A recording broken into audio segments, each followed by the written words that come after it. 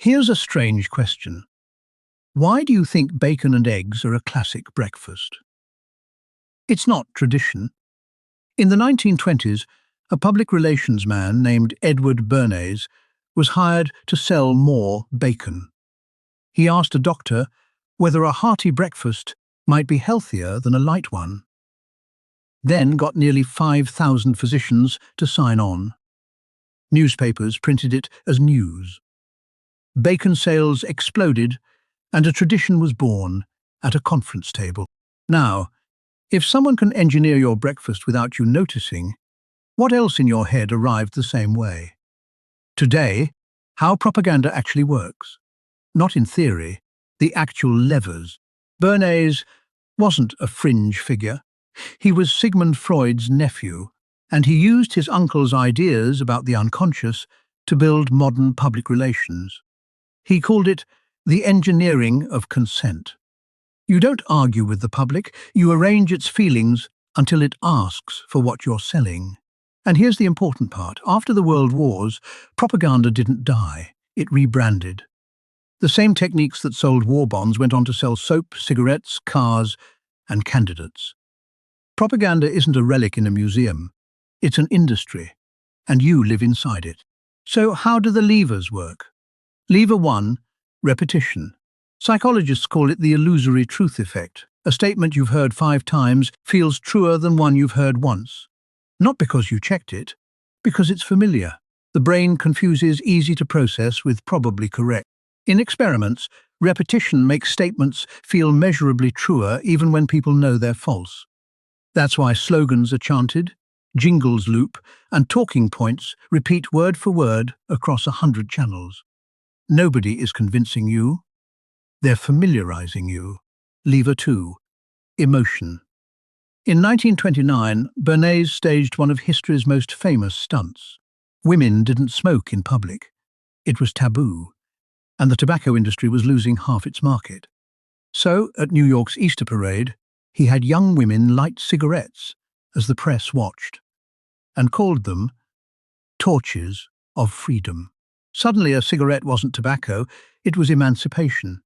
Notice what happened. No health claim, no product feature, just a feeling stapled to a product.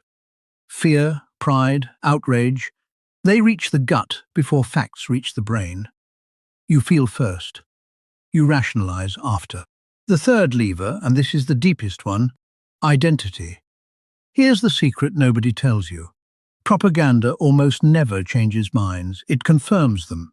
It takes what you already feel, your pride, your fear, your resentment, hands your group a flag, and hands your pain an enemy.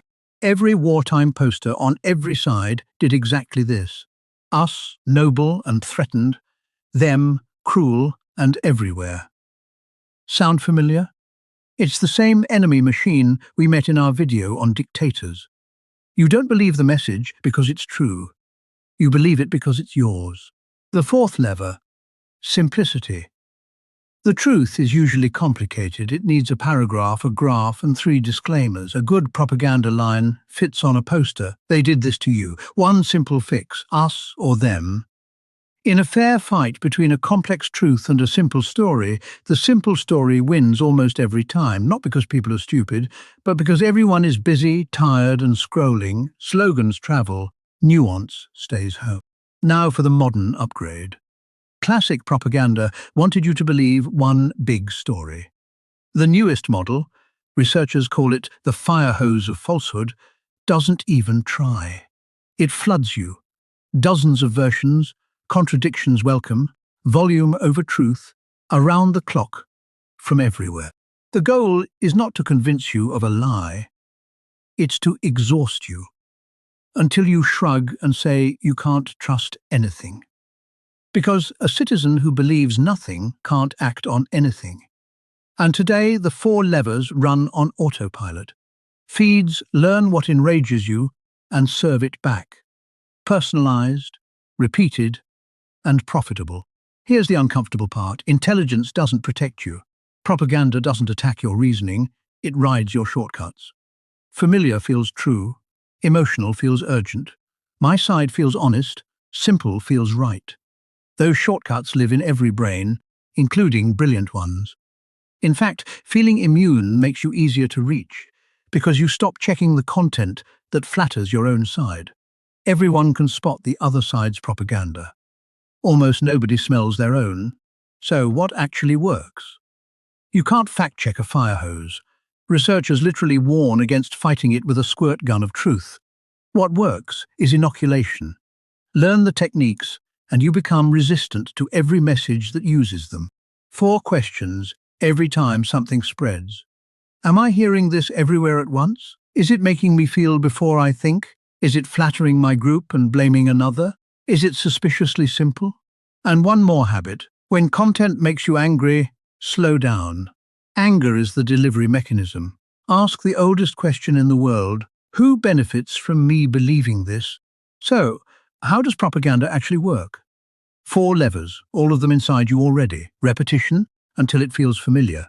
Emotion, until you stop checking. Identity, until it's not a claim but a flag. Simplicity, until the slogan outruns the truth. And its greatest trick, the one that keeps it all running, is convincing you that propaganda only works on other people. It doesn't. It works on brains, and you have one. But here's the good news. Techniques you can see stop working on you. You've just seen them. That was the point.